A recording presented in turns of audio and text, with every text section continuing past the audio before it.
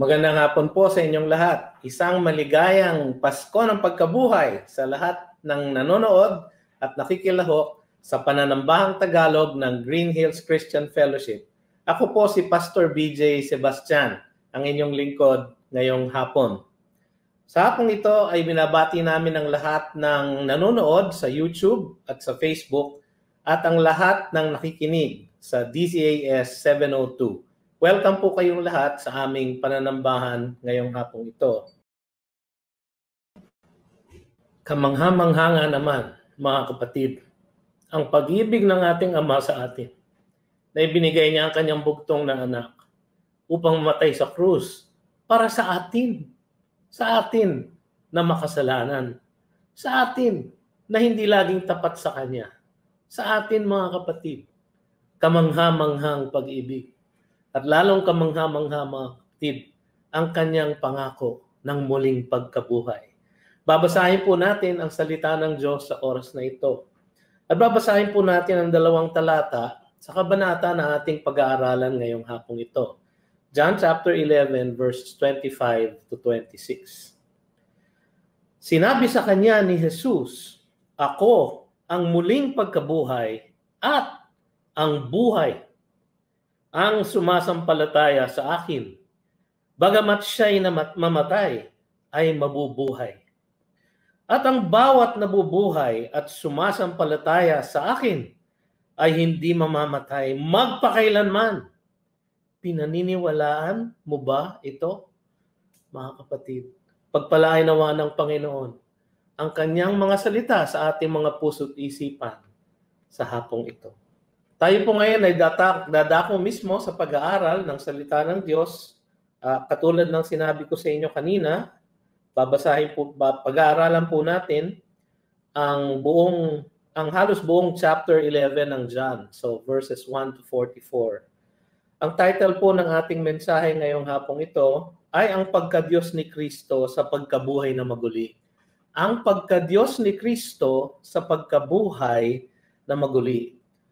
Alam natin mga kapatid na ang Ebanghelyo ayon kay Juan ay kanyang isinulat upang kanyang ipakita na si Kristo Jesus ay Diyos, ay tunay na anak ng Diyos.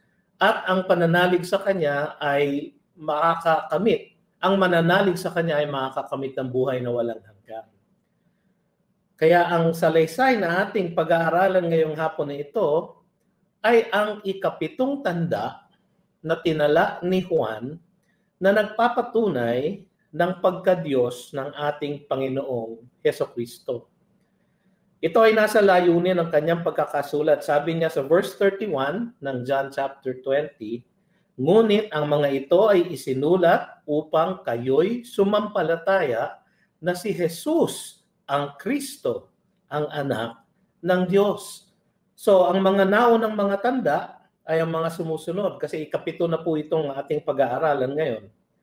Ang tubig na kanyang ginawang alak, nasa John chapter 2. Pangalawa po, ang pagpapagaling ng anak ng opisyal sa John chapter 4. Pagkatapos po noon, ang pagpapagaling ng lalaking lumpo sa John chapter 5. Ang pagpapakain ng 5,000, actually 20,000 po yun, sa John chapter 6. Ang paglakad niya sa tubig, sa dagat, sa John chapter 6 din po. At ang pagpapagaling ng ipinanganak na bulag sa John chapter 9. Ang isa pang layunin ng Ebanghelyo ni Juan ay ang pamamahayag ng mabuting balita na mayroong buhay na walang hanggan sa pananalig at paniniwala kay Jesus. Sabi din niya sa John chapter 20 verse 13, "At sa pagsampalataya ay magkaroon kayo ng buhay na walang sa kanyang pangalan." Buhay sa kanyang pangalan. John 20:13. Ito ay ipinahiwatig ni Juan sa pamamagitan ng pagtala niya ng 7 rin na I am na pahayag ni Jesus, I am statements ni Jesus na patungkol sa kanyang sarili. At ang bawat I am statement na ito ay isang pagtawag niya na manampalataya ang lahat sa Kanya upang magkaroon ng buhay na walang hanggan. Sapagkat yun po ang pakay ni Juan. Tignan po natin yung mga I am statements ni Jesus. Una, sabi niya, ako ang ilaw ng sanlibutan. Sabi niya sa John chapter 8, kung sino daw po ang sumunod sa Kanya, hindi mapupunta sa kadiliman. Yun po ay isang pamamahayag na may buhay na walang hanggan sa Kanya. Tapos sinabi niya, ako ang pintuan ng tupa sa John chapter 10. Sino daw po ang nais pumasok sa kanyang pastulan, ay sa kanya po dapat dadaan. John chapter 10. Sinabi din niya, ako ang mabuting pastol sa John chapter 10 din po. At ang kanyang mga tupa ay nakikinig at sumusunod sa kanyang pagtawag. Sinabi din niya dito sa John chapter 11, ako ang muling pagkabuhay. Pag-aaralan po natin yan mamaya. Tapos sabi niya sa John chapter 14, ako ang daan, katotohanan at ang buhay. At sa John chapter 15, ako ang tunay na puno ng ubas. At kung sino daw ang kakabit sa kanya ay siyang mamumunga ng maraming bunga. Mga kapatid, yan po ang 7 I am statements ni Jesus. So meron po siyang 7 signs. Ang pag-aaralan po natin ngayon ay yung 7th sign. At meron po siyang 7 I am statements. At pag-aaralan natin ngayon ang kanyang ikalima na I am statement. Ako ang muling pagkabuhay. Ang ikapitong tanda o mirakulo at ang ikalimang I am na pahayag ay parehong naririto sa salaysay na ito na ating pag-aaralan ngayong hapon. Alam nyo, sa kabila ng lahat ng mga tanda at makapangyarihang pahayag ng ating Panginoon, patuloy ang pagtanggi, panunuligsa at hindi pananampalataya sa Kanya ng mga Hudyo. Hanggang sa panahon ho ngayon, hindi po sila naniniwala na si Jesus ang Mesyas at ang tagapagligtas ng mundo. Malungkot po. Ngunit para sa mga nananampalataya sa Kanya, makikita natin sa salaysay na ito ang isang pinakadakilang mirakulo ng ating Panginoon. Ang pisikal na pagkabuhay na maguli ni Lazarus. At kasabay nito ay ang pinakadakila niyang pangako sa lahat ng mananalig sa Kanya na tayo ay muling mabubuhay muli. Makikita natin ito sa 4 na katotohanan. Isa-isahin po natin. Una, ang kamatayan na para sa kalwalhatian ng Diyos, verses 1 to 16. Ang kamatayan na para sa kalwalhatian ng Diyos. Sabi sa verse 1, noon ay mayroong isang tao na may sakit, si Lazaro na taga Betania. Ang nayon ni Maria at ni Marta na kanyang mga kapatid. Si Maria ang siyang nagbuhos sa Panginoon ng pabango at pinunasan ang mga paa nito ng kanyang buhok. Ang kanyang kapatid na si Lazaro ay may sakit. Kaya ang magkapatid na babae ay nagbalita kay Jesus, Panginoon, siya na iyong minamahal ay may sakit. Ngunit nang ito ay marinig ni Jesus, ay sinabi niya, ang sakit na ito ay hindi tungo sa kamatayan, kundi para sa ikaluluwalhati ng Diyos, upang ang anak ng Diyos ay luwalhatiin sa pamamagitan nito. Mahal nga ni Jesus si Marta at ang kanyang kapatid na babae at si Lazaro. Nang mabalitaan niya na si Lazaro ay may sakit, siya ay nanatili ng 2 araw pa sa dating lugar na kinaroroonan niya. Makikilala natin dito sila Martha at Mary at una natin silang makikita actually ay sa Luke chapter 10 verses 38-42 kung saan nag-attend ng isang handaan si Jesus sa kanilang pamamahay at doon natin makikita ang mga personalidad nila. Si Martha, maalala nyo, ay masipag at maasikaso at si Maria naman, si Mary ay tahimik at madamdamin. Sa kanilang tatlo, mukhang ang bunso ay si Lazarus, hula ko lang mampuyaw, sapagkat siya po ang huling binanggit sa verse 5. Naging matalik na kaibigan ni Jesus ang magkakapatid At ayon sa verse 5, meron siyang pagmamahal sa kanila. Marahil po sa mga ilang beses na lumuwas ang ating Panginoon sa Judea, sa Jerusalem. Sapagkat malapit lang po ang Bethany sa Jerusalem, natitiyak ko po, siguro po ay maayos na spekulasyon, na si Jesus ay naninirahan sa kanilang tahanan. Naging kaibigan nila ni Jesus ang magkakapatid na ito at siya po ay palagi sigurong nananahan sa kanilang tahanan. Kaya naging matalik silang magkaibigan. Pinapakita dito ang likas na mapagmahal na kalikasan, ang katangian ng ating Panginoon. At noong siya ay nagkatawang tao, katulad ng lahat ng tao, nangailangan din siya ng mga matalik na kaibigan at ng suporta mula sa iba. Ang Panginoon, nung kanyang natanggap ang balitang ito, ay nasa Perea. Specifically po, siya po ay nasa isang nayon din na ang ngalan po ay Bethany din. No? Mga 45 kilometers po ang layo magmula sa Bethany na malapit sa Jerusalem. No? Makikita po natin ito sapagkat nakita natin siya nung John chapter 1 verse 28 na nagbabautismo dito din po sa lugar na ito kasama ni Juan Bautista, kung saan siya nagbabautismo rin sa east ng Jordan sa may Perea. Ito ay isang araw ang lakaran mula sa Bethany, kung saan nandun ang Panginoon, papunta sa Bethany na malapit sa Jerusalem. Ngayon, hindi bago sa ating Panginoon ang balitang hinatid ng mensahero nila Martha at Mary. Hindi po bagong impormasyon yon sa kanila sapagkat nalalaman ng Panginoon ang lahat. Nasa plano ng Panginoon ang lahat. At kontrolado niya ang lahat ng mga pangyayari dito sa salaysay na ito.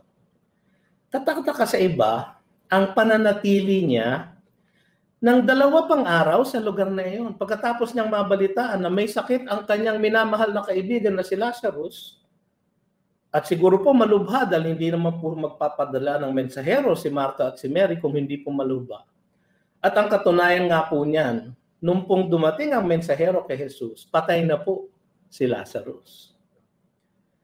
So dapat sana ay naghaharipas na siya ng pagpunta sa Bethany. Hindi ho ba? Dahil sabi sa verse 5, mahal niya ang magkakapatid.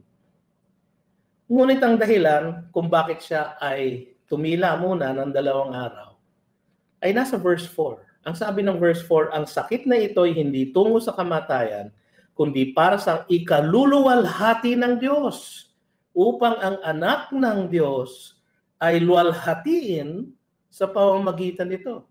So sinabi na ni Jesus, ang pakay niya o ang layunin niya sa pagkakasakit ni Lazarus. Nasa plano na ng Panginoon na gamitin ang pagkakasakit na ito upang ipakita sa lahat na siya ay Diyos, na pinagmumula ng buhay at ng kagalingan. Mga kapatid, parang angkop na angkop sa ating panahon ngayon, hindi ba? Marami po sa atin, mga kasama sa GCF, mga kaibigan, mga kamag-anak, mga kapamilya po natin, ang may sakit ng COVID o nahawa sa COVID-19. At yung iba, mga kapatid, ay either namimiligro o pumanaw na. Ang sinasabi po ng ating teksto, merong pong panahon, kung tayo po ay na kay Kristo, may panahon na ginagamit niya ang sakit. Pinahihintulot niya ang sakit. Kahit ang kamatayan, mga kapatid, upang luwalhatiin siya sa pamamagitan ng mga ito. Paano anyo? Sapagkat sa pamamagitan ng mga pagsubok na ito, ay lalong tumitibay ang ating pagkapit sa Kanya. Lalong nagiging mahalaga ang langit sa atin. At lalong nagiging magaan ang kapit natin sa lupa at sa buhay na ito. Sapagkat ang kamatayan naman, mga kapatid, para sa mga na kay Kristo Jesus, ay kalwalhatian lamang. Hindi po masamang mangyari. Hindi po masamang pangyayari. Alam ko ho, malungkot.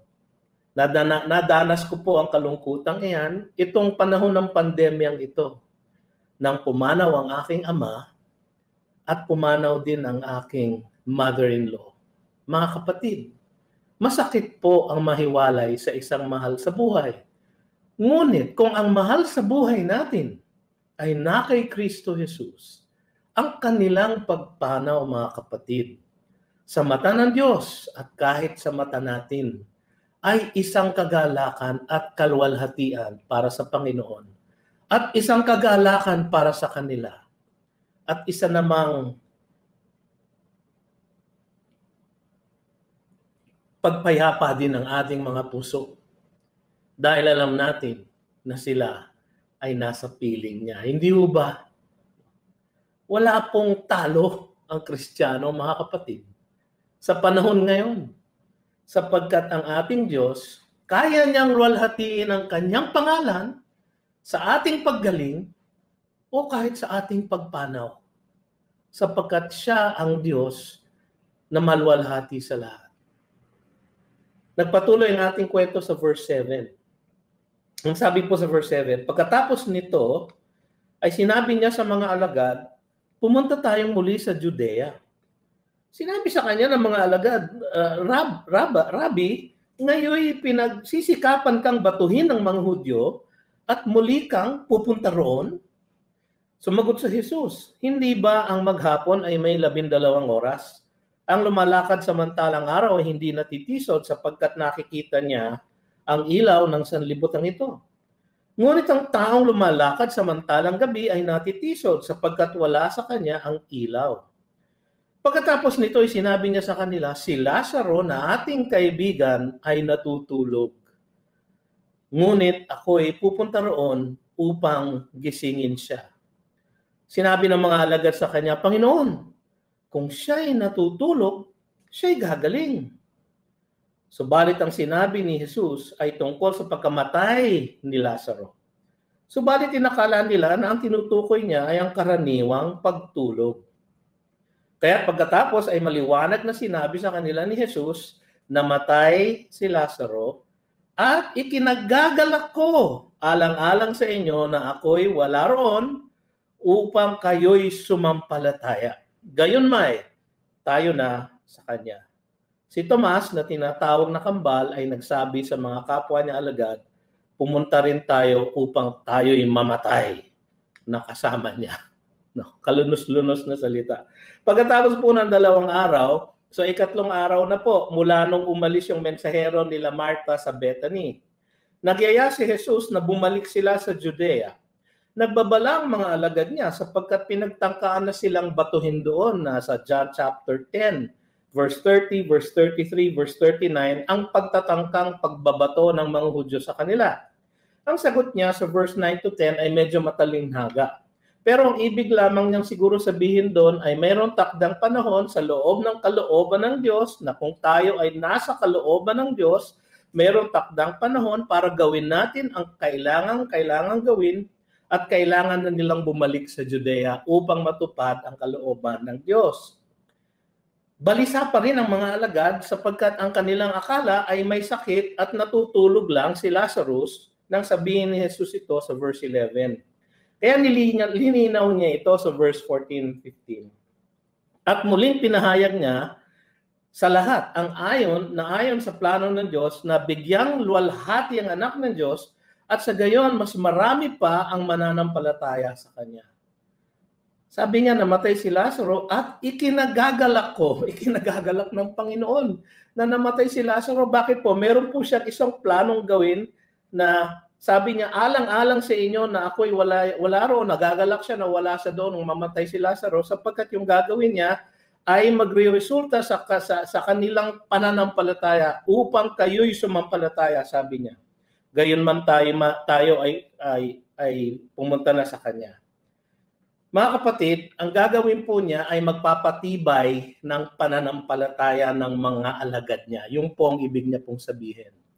Ginawa niya po ito para tumibay hindi lamang po ang pananampalataya ng mga disipulo niya, kundi ang pananampalataya din ni Mary at ni Martha na kanyang minamahal na mga kaibigan. Alalahanin natin muli na ang pakay ni Juan ay ipakita na si Jesus ang tunay na anak ng Diyos. At ang pananampalataya sa Kanya ay magbibigay ng buhay na walang hanggan. At mga kapatid, ang bawat naliligtas at nagkakaroon ng buhay na walang hanggan ay para sa kaluwalhatian ng Diyos. Ang tugon ni Thomas ay parang katawa-tawa sa isang banda. Sabi niya, pumunta rin tayo upang tayo mamatay na nakasama niya. Para siyang nangungutyaho. Ngunit dahil sa tunay ang peligro na sila ay arestuhin at pagbabatuhin ng mga Hudyo, makikita natin dito na buo ang kanyang loob na sumunod kay Jesus kahit na ano pa ang mangyari. Ganon po sana tayo ng mga alagad niya na willing na sumunod sa kanya kahit na ano pa ang mangyari, katulad ni Tomas.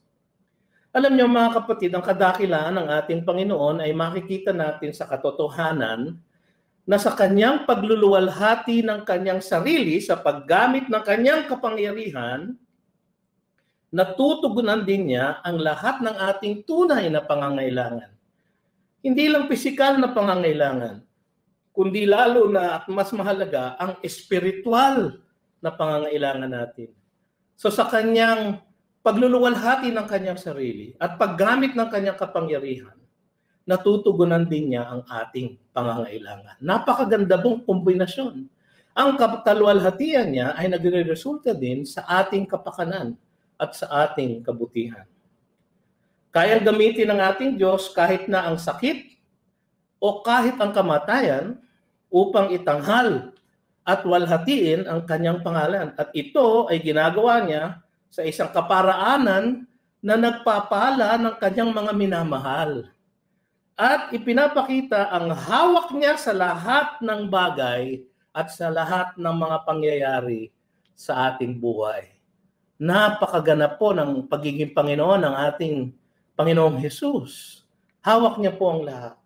Kaya niyang gawin ang lahat. Kaya niyang ibigay ang lahat. Kaya niyang igawad ang kanyang kapangyarihan upang tugunan ang ating pangangailangan. Hindi po yung ating kagustuhan, kundi ang ating pangangailangan.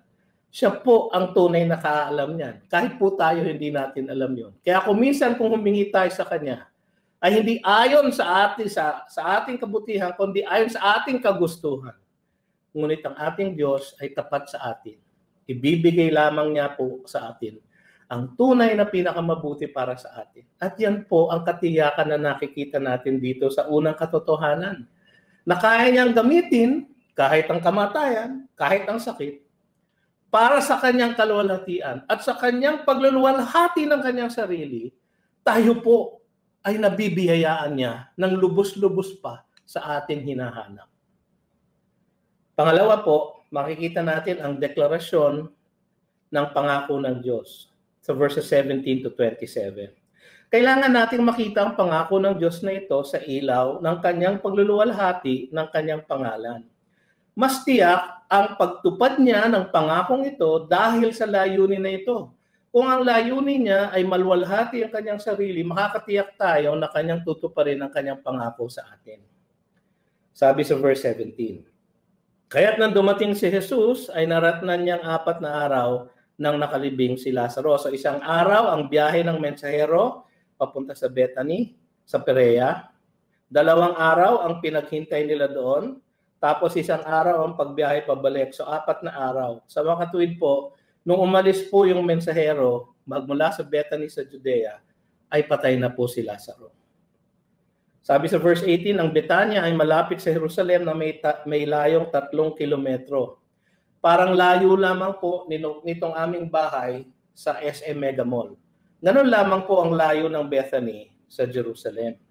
Madaling makararating ang balita ng milagrong gagawin niya sa Bethany sa Jerusalem. Yun ang kanyang pakay. Sa verse 19, ang sabi, at maraming mga Hudyo ang pumunta kay na Marta at Maria upang sila'y aliwin dahil sa kanilang kapatid. So mas marami po hong makasasaksi ng milagrong gagawin ng ating Panginoon. Nang marinig ni Marta na si Jesus ay dumarating, siya ay pumunta at sinalubong niya, samantalang si Maria ay naiwan sa bahay katulad ng dati. Ito ang personalidad ng dalawa. Si Marta action agad. Si Maria ay nagdadalamhati pa ho. Sa verse 21, sabi ni Martha kay Jesus, Panginoon, kung narito ka sana, hindi sana namatay ang kapatid ko. Hindi po ito panunumbat, kundi isang hinaing dahil sa sakit ng pagpanaw ni Lazarus. Hindi po siya galit. No? In fact, siya po ay nagpapahiwatig ng kanyang confidence, pananampalataya kay Jesus, na kung siya ay naroon, hindi po mamamatay si Lazarus. Ganun po siya, ganun po kalaki ang tiwala niya kay Jesus. Siyempre, may kakulangan din po yun kasi ang Panginoon naman natin kahit saan siya naroon, di ba? Alam niyo yung nobleman's son sa chapter 5. Kahit malayo po siya, 25 miles away, ay napagaling niya yung bata. Kaya din po niyang gawin kay Lazarus yun. Pero hindi niya po ginawa sapagkat merong mas malaking milagrong darating. Subalit, sabi niya sa verse 22, kahit ngayon ay nalalaman ko na anumang hingin mo sa Diyos ay ibibigay sa iyo ng Diyos.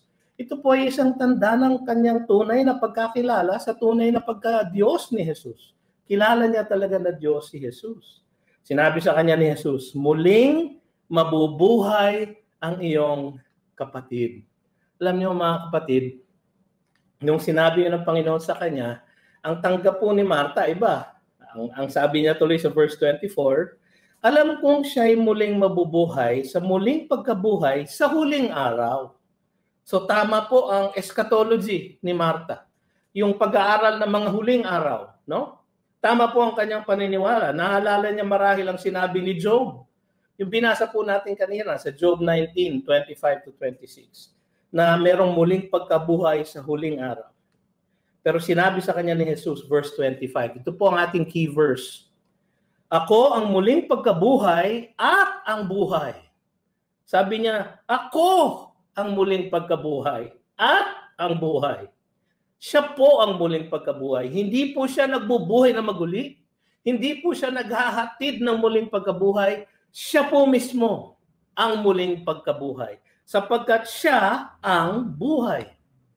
Ang sumasampalataya sa akin, bagamat siya'y mamatay, ay mabubuhay. Napakaganda pong pangako mula sa ating Diyos. At ang bawat nabubuhay at sumasampalataya sa akin ay hindi mamamatay magpakailanman. Tapos tinanong niya si Martha, pinaniniwalaan mo ba ito?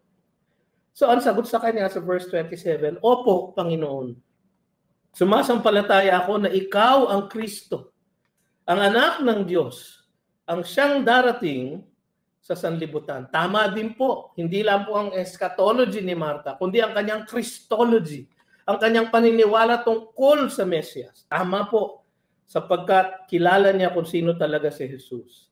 At ito ang basehan ng kanyang pananalig sa kanyang kapangyarihan. Alam niyang kaya niyang gawin ang kahit na ano, sapagkat siya ang Kristo, ang anak ng Diyos. Si Kristo po mismo, mga kapatid, ang muling pagkabuhay sapagkat siya ang pinagmumulan ng buhay. Ako ang muling pagkabuhay at ang buhay. Sabi ng verse 25. Ang lahat ng nakay Kristo ay pinananahanan ng kanyang espiritu na nakakabit na sa pinagmumulan ng buhay na si Kristo Jesus.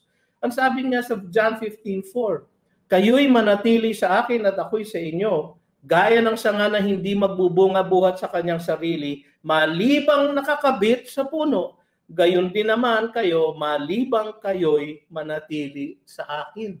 Dahil nakakabit na po tayo sa source ng buhay, tayo po ay meron ng buhay na walang hanggan. Hindi na po tayo mamamatay, hindi na po tayo mawawalay sa source ng buhay na si Kristo Jesus. Ang Diyos Ama, mga kapatid, ang katuruan ng Lumang Tipan, ang Diyos Ama, siya lang ang pinagmumulan ng buhay ng kanyang mga nilalang na tao. Sabi sa Genesis 2:7, at nilalang ng Panginoong Diyos ang tao mula sa alabok sa lupa at hiningahan ang mga butas ng kanyang ilong ng hininga ng buhay. At ang tao ay naging buhay na kaluluwa. Ang Diyos po ang pinagmumulan ng buhay. Ngunit ang kapangyarihang ito ay nakay Jesus na rin bilang anak ng Diyos. Sabi niya sa John 5:22, sapagkat kung paanong ibinabangon ng Ama ang mga patay at sila'y binubuhay, gayon din naman binubuhay ng anak ang sino mang nais niya. Sabi pa sa John 5:25 and 26, Katotohanang sinasabi ko sa inyo, dumarating ang oras at ngayon na nga, na maririnig ng patay ang tinig ng anak ng Diyos at ang makaririnig ay mabubuhay. Sapagkat kung paano ang Ama ay may buhay sa kanyang sarili, ay pinagkalooban din niya ang anak na magkaroon ng buhay sa kanyang sarili. Mga kapatid, ito po yung kapanganakang espiritual. Ang second birth. Yan ang kapangyarihan na bubuhay kay Lazarus. At bubuhay din sa mga banal sa darating na panahon. Kasama po tayo doon. Sabi niya sa John 5:28-29, huwag ninyong ipagtaka ito sapagkat dumarating ang oras na ang lahat ng nasa libingan ay makakarinig ng kanyang tinig. At magsisilabas ang mga gumawa ng mabuti ay tungo sa pagkabuhay na muli sa buhay at ang mga gumawa ng masama ay tungo sa pagkabuhay na muli sa kahatulan. Ito naman ang muling pagkabuhay sa katapusan ng panahon. Yun po yung sinasabi ni Martha sa verse 24. Mga kapatid, si Jesus po ang source ng buhay na walang hanggan. Kung tayo po ay nasa Kanya, tinanggap na natin siya sa ating buhay at ginawa natin siyang bahagi ng ating buhay. No? Kung tayo ay nasa Kanya at siya ay nasa atin, tayo po ay may buhay na walang hanggan na hindi na po mapuputol. Kahit po mamatay tayo dito sa katawan na ito, sa buhay na ito, tayo po ay kukunin na niya sa kalangitan at sa takdang panahon, kapag kanyang kinuha na ang kanyang iglesia, no? Ang lahat ng nananampalataya sa kanya, ang ating lupang katawan na nasira na siguro dahil nilibing na o di kaya ay cremate, ay bubuuin niya at isasama niya sa ating espiritu. At yun ang ating glorified body at tayo po ay resurrected unto eternal life. Tayo ay may muling pagkabuhay hanggang sa walang hanggan. Mga kapatid, napakagandang pangako po niyan. Ang pananampalataya kay Jesus ay nagbibigay sa atin ng dalawang katiyakan. Una, ang ating muling pagkabuhay sa kanyang pagbabalik upang makasama niya sa kalwalhatian magpakailanman. At kasama ang lahat ng kanyang mga hinirang sa lubos na kagalakan. Makakasama po tayo ron. Ang ating kasalukuyang katiyakan o mga kapatid, na kung tayo man ay magkasakit sa buhay na ito, o di kaya mamatay pa, kung loloobin niya at kung ito ay magbibigay ng kalwalhatian sa kanya, kaya niyang baliktarin ang sitwasyon, alisin ang ating sakit, upang tayo ay mabuhay, upang itanghal ang kanyang kapangyarihan. Meron pong ganong posibilidad, pero gagamitin lang po niya yon kung yun po ay makaluluwalhati sa kanya at makabubuti sa atin. Pero mga kapatid, kung minsan kinalulungkot natin pag meron tayong mga kasamang namamatay. Pero kung sila po ay nasa Panginoon, kahit po malungkot ang kanilang paglisan sa ating piling, meron din pong mas malalim na kagalakan, di ba, sa ating puso. Sapagkat sila ay nasa piling na ng kanilang Panginoon at tagapagligtas na si Jesus. Walang pinakos magandang lugar kundi doon. Pangatlo po ay ang pagpapakita ng kahabagan ng Diyos. Nasa verses 28-37. Merong karagdagang katotohanan dito na magbibigay sa atin ng ibayo pang katiyakan na tayo ay nasa pinakamabuting lugar sa gitna ng mga kamay ng ating Panginoon, ang kanyang walang kapantay na kahabagan. Tingnan natin sa verse 28. Nang masabi na niya ito, ay umalis siya at tinawag ang kanyang kapatid na si Maria at palihim na sinabi, ang guro ay narito at tinatawag ka. So si Maria naman ngayon ang kanyang kakausapin, nakausap na niya si Martha kanina. Nang marinig niya ito, si Mary, dali-dali siyang tumayo at pumunta sa kanya. Hindi pa noon dumarating si Jesus sa nayon, kundi naroon pa sa lugar kung saan siya sinalubong ni Martha. Nakita ng mga Hudyo na kanyang mga kasama sa bahay at umaaliw sa kanya na si Maria ay dali-daling tumindig at lumabas. Sila ay sumunod sa kanya sa pag-aakalang pupunta siya sa libingan upang doon umiyak. Pagdating ni Maria sa kinaroroonan ni Jesus at nang makita siya ni Maria, lumuhod ito sa kanyang paanan. Yan po ang gawin ni Mary. Palagi po siyang nasa paanan ng ating Panginoon. Isa pong halimbawa na magandang tularan sapagkat yan pong isang magandang lugar para sa mga sumasamba sa Kanya. At sinabi niya sa Kanya, Panginoon, kung ikaw sana'y narito, hindi sana namatay ang aking kapatid. Parehong-pareho. Magkapatid nga sila talaga ni Martha. Tapos sabi sa verse 33, kaya't nang makita ni Jesus na siya umiiyak, pati na ang mga Hudyong dumating na kasama niya, siya ay nabagabag sa espiritu at nabahala. Dalawa pong salita, nabagabag at nabahala. Yung dalawang pong salita yan ay napaka-extreme po doon sa original language. Dahil nakita niya ang epekto ng kamatayan na resulta naman ng pagiging makasalanan ng buong sanlibutan sa damdamin ng mga tao sa paligid niya. Nakita niya ang epekto ng kasalanan at ng kamatayan sa damdamin ng mga taong humihiyaw at nalulungkot sa kanyang kapaligiran. At sinabi niya sa verse 34, saan ninyo siya inilagay? Sinabi nila sa kanya, Panginoon, halika, tignan mo. Mga kapatid, hindi niya kailangan itanong kung saan nakalagay si Lazaro, sapagkat alam niya ang lahat. Tinanong niya ito para makasama niya at tangayin niya lahat yung mga taong naroroon, sapagkat kailangan niya ng maraming saksi sa gagawin niyang milagro. So, sabi sa verse 35, pinakamaiksing verse po sa buong Biblia, umiyak si Jesus. Mga kapatid, hindi siya umiyak dahil alam naman niya na ibabangon niya muli si Lazarus. Hindi siya umiiyak dahil sa pagkawala ni Lazarus dahil bubuhayin nga niya ulit. Siya ay umiiyak sapagkat may malalim na malasakit ang Panginoon sa mga nagdurusa sa ilalim ng sumpa ng kasalanan. Yun po ang dinadanas niya na bagabag at pagkabahala. Dahil po sa bagabag at pagkabahala na yun, siya po ay naluha. Yun po ang ibig sabihin ng salita na umiyak. Hindi po yung naghagulgol, hindi po ganoon. Siya po ay nag-burst into tears, naluha siya po. Sabi ng mga Hudyo, tingnan nyo kung gaano ang pagmamahal niya sa kanya. Subalit ang ilan sa kanila ay nagsabi, hindi ba siya na nagbukas ng mga mata ng bulag at napigilan sana niya ang taong ito na namatay? Magugulat po yung mga nagsabi nito sa gagawing milagro ng ating Panginoon. Magugulat po silang lahat. Sa ating pagtitiwala sa dakilang pangako ng ating Panginoon, dapat lalong mapanatag ang ating mga kalooban dahil sa katotohanan na hindi lamang siya makapangyarihan, hindi lamang siya may hawak ng lahat, higit pa sa mga ito, siya ay isang Diyos na tunay na nagmamahal at nagmamalasakit sa atin. Mababaw po ang kanyang luha pagdating sa mga minamahal niya. Sapagkat daman-daman niya ang sakit na idinudulot ng kasalanan sa buhay ng tao. At nakikita niya ang mas marami pang mamamatay at marami pang maluluhan dahil sa epekto ng kasalanan sa mundo, ang kamatayan. Mga kapatid, siya po ay dumating upang solusyonan yan para sa mga hinirang niya. At dito natin makikita ang pang-apat, ang demonstrasyon ng kapangyarihan ng Diyos sa verses 38 to 44.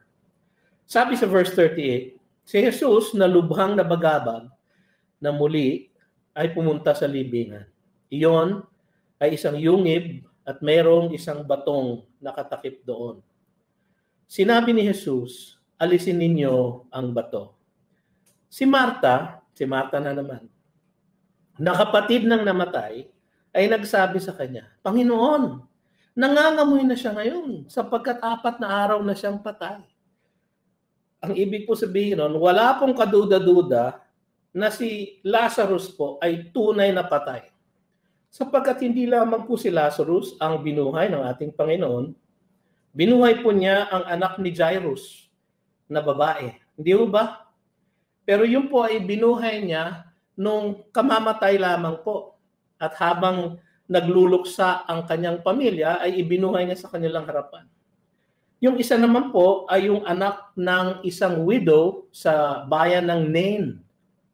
papunta lamang po sila sa paglilibing. So sa araw ng kanyang kamatayan, at siya po'y ililibing pa lang, nasa lubong ni Jesus at binuhay niya ang anak ng isang widow. No? So ito po ay pangatlo na niya siguro, o hindi lamang po ito ang kanyang pagkabuhay ng patay.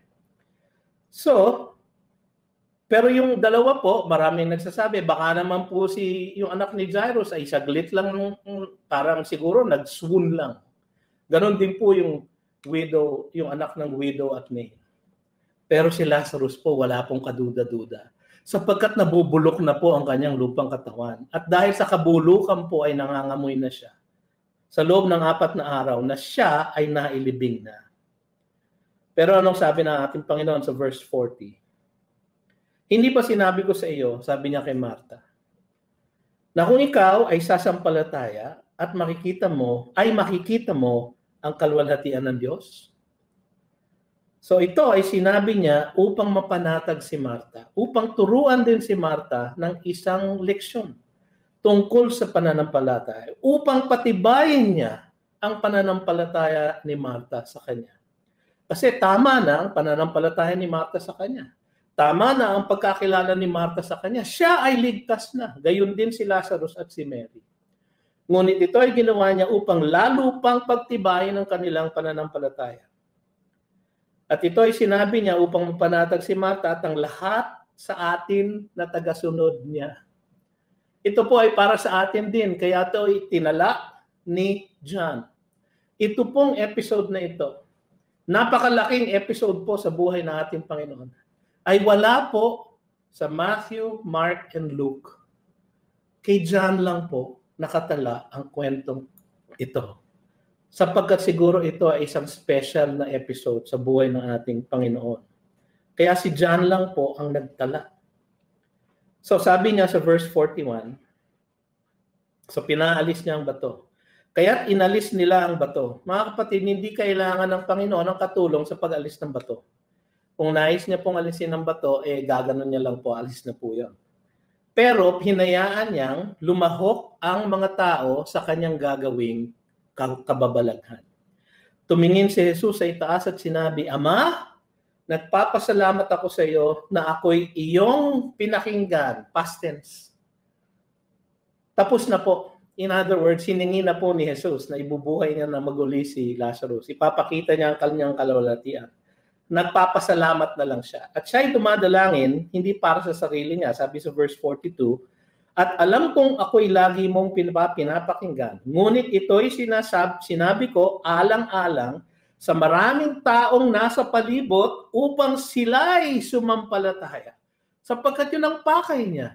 Sapagkat sa pananampalataya sa kanya sila ay magkakaroon ng buhay na walang hanggan. Mararanasan din nila ang pagkabuhay sa makapatay na makikita nila na gagawing milagro ni Jesus. Yung pong ipinangako niya ay itinutupad na niya doon mismo at ipinapakita niya sa lahat upang sila ay sumampalataya sa kanya. Mga kapatid, dito natin makikita na ang lahat ng ito ay upang maipakita niya at maitanghal ang kanyang kapangyarihan laban sa kamatayan dahil siya ang tunay na Mesiyas at ang tunay na anak ng Diyos at ang kaisa-isang tagapagligtas at mananakop ng sangkatauhan. Sabi sa verse 43, at nang masabi niya ang mga ito ay sumigaw siya ng malakas na tinig. Yung pong salita ng malakas na tinig sa original language po, yung pinakamalakas na sigaw niya. Pinakamalakas na sigaw niya. Sabi niya, Lazaro, lumabas ka! Ang sabi ng ating Panginoon. Ang taong namatay ay lumabas. Wala pong fanfare. Wala pong Steven Spielberg na special effects. Ang taong namatay ay lumabas. Na ang mga kamay at mga paa ay natatalian ng mga telang panlibing. At ang kanyang mukha ay may balot na tela. Sinabi sa kanila ni Jesus, siya'y inyong kalagan at hayaan ninyong makaalis. Mga kapatid, napaka-understated po ng milagro, hindi ba? Wala pong special effects, wala pong Hollywood dito.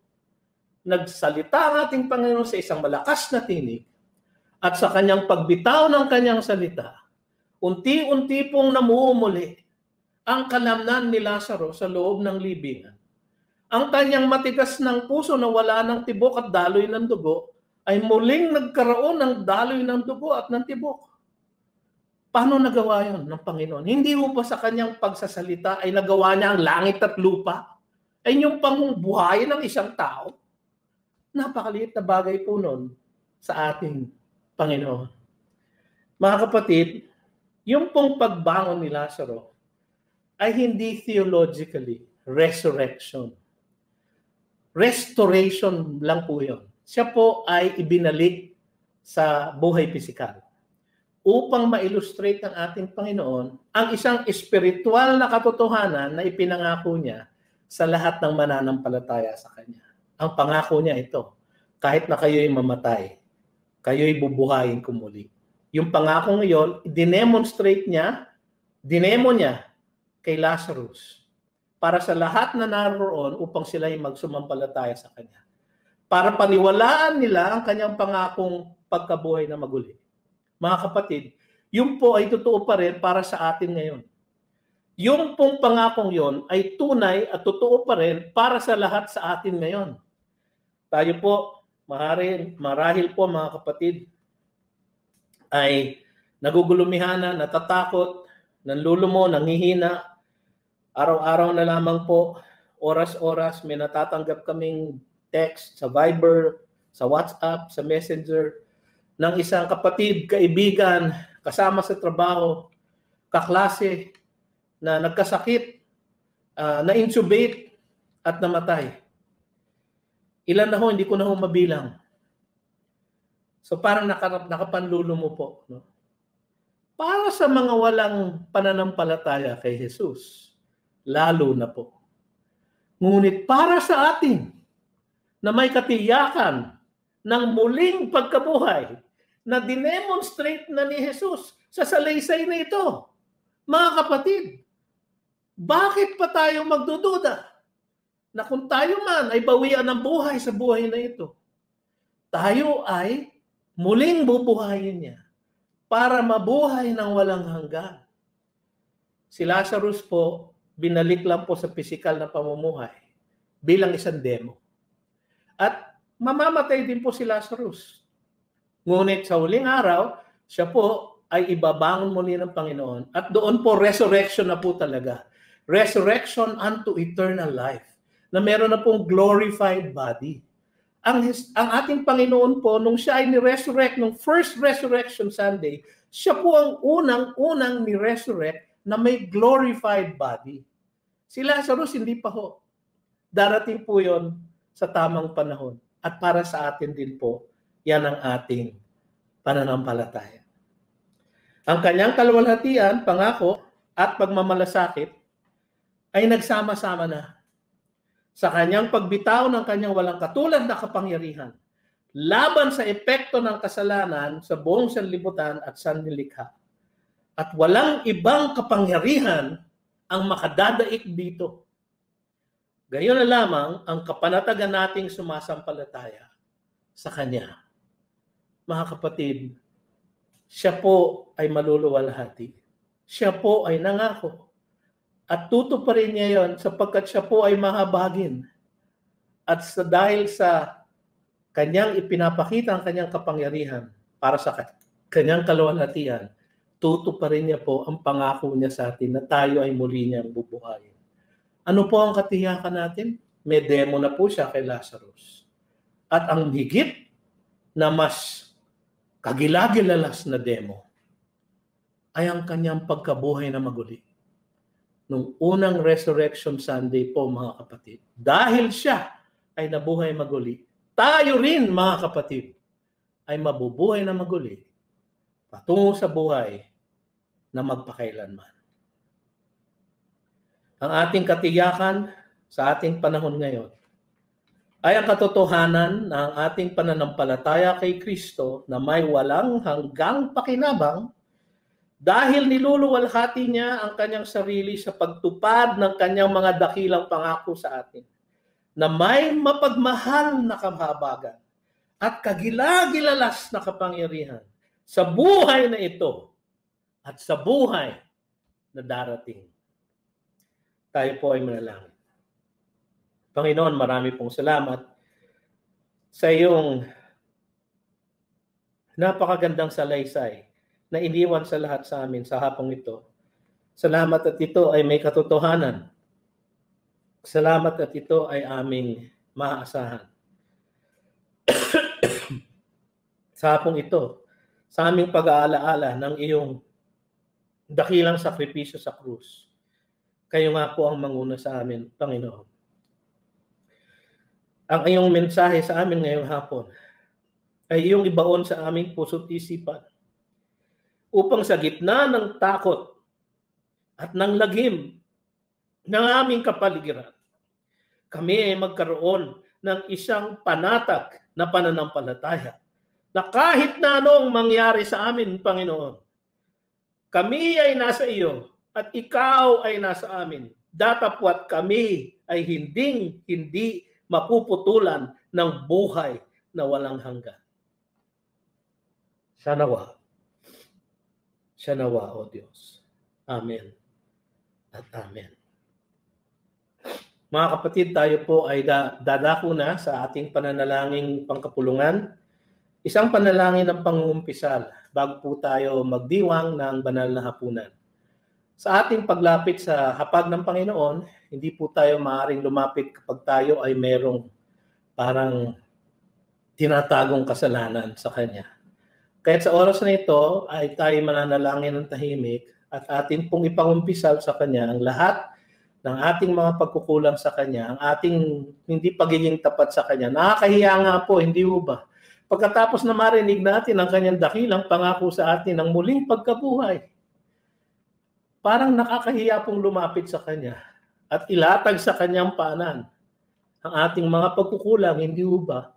Ngunit Kanya pong ikagagalak yan sa ating paghahanda, sa ating pangungumunyon sa Kanya sa hapong ito. Kaya atin pong ilatag ang lahat ng ating mga pagkukulang sa Kanya sa isang tahimik na pananalangin. Tayo po ay manahimik at aminin po natin at ipangumpisal po natin sa ating Diyos ang ating mga pagkukulang sa Kanya.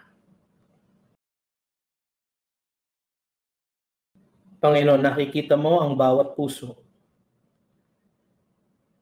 Naririnig mo ang bawat pangungumpisal.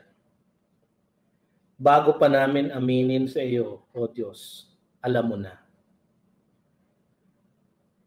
At yung hindi namin makuhang maamin sa inyo, Panginoon, ay alam mo na din. At ipaalam mo sa amin. O Diyos na makapangyarihan sa lahat, takpan mo nga po ng dakilang dugo ni Kristo ang lahat ng aming pagsasalangsang sa iyong pangalan. At ipagpatawad mo, O Diyos, ang aming mga pagkukulang sa iyo. Upang sa aming pakikiulayaw sa iyo sa hapong ito, sa harapan ng iyong dulang, kami po ay maging kahaya-haya at katanggap-tanggap sa iyo. Hindi dahil kami may karapatan o meron kaming kahit na anong kabutihan, kundi sa kabutihan lamang at sa karapatan at katuwiran lamang ni Jesus na ipinataw sa amin nung kami ay manalig sa Kanya. O Diyos, tanggapin mo po ang aming pangungumpisal sa pangalan ni Jesus. Amen. Mga kapatid, ang mga elemento po, ang mga sangkap ng banal na hapunan ay mga simbolo lamang ng ating ng pagsasakripisyo ng ating Panginoon sa krus. Ang tinapay po ay simbolo ng Kanyang katawan na nasira at nawasak dahil po sa Kanyang pagdurusa sa krus. At ang kopa naman o ang saro ay simbolo ng Kanyang dugo na umagos sa Kalbaryo para sa kabayaran ng ating mga pagkakasala sa Kanya. Mga kapatid, kung meron po kayong kaprasong biskwit o tinapay o konting juice, ay kunin niyo lang po at tayo sabay-sabay pong mag-aalala, magpapaalala sa ating sarili na kung ano ang naging kabayaran para sa ating kasalanan. Kung ano ang naging kabayaran para sa utang natin sa isang banal na Diyos na tunay nga na nasaktan dahil sa ating pagiging makasalanan sa kanyang harap. Mga kapatid, nung gabi siya ay pinagkanulo, siya ay kumuha ng tinapay. At pagkatapos niya magpasalamat, ito ay pinagputol-putol niya, sinabi, ito ang aking katawan na ipinagputol-putol para sa inyo. Tanggapin ito sa tuwing kayo kakain at alalahanin niyo.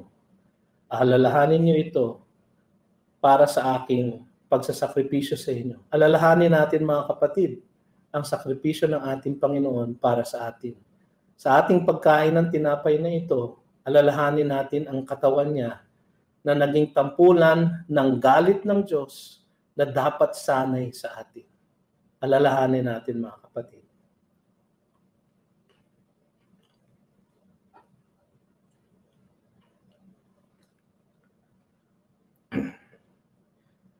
Pagkatapos nito, siya ay kumuha ng isang saro at sinabi niya, ito ang bagong tipan sa aking dugo.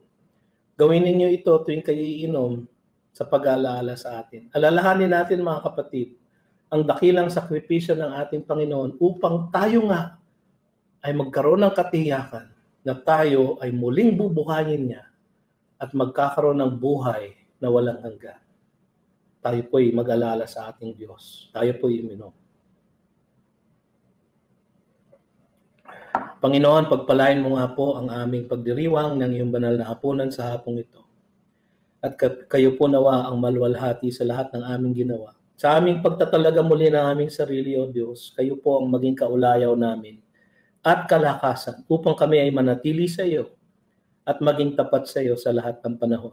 Ito ang aming samot dalangin sa pangalan ni Jesus. Amen at amen. Tayo po ay manalangin. Ngayon sa Kanya na may kakayahang mag-ingat sa inyo mula sa pagkatisod at sa inyo ay makapaghaharap ng walang kapintasan sa harapan ng Kanyang kaluwalhatian na may malaking kagalakan.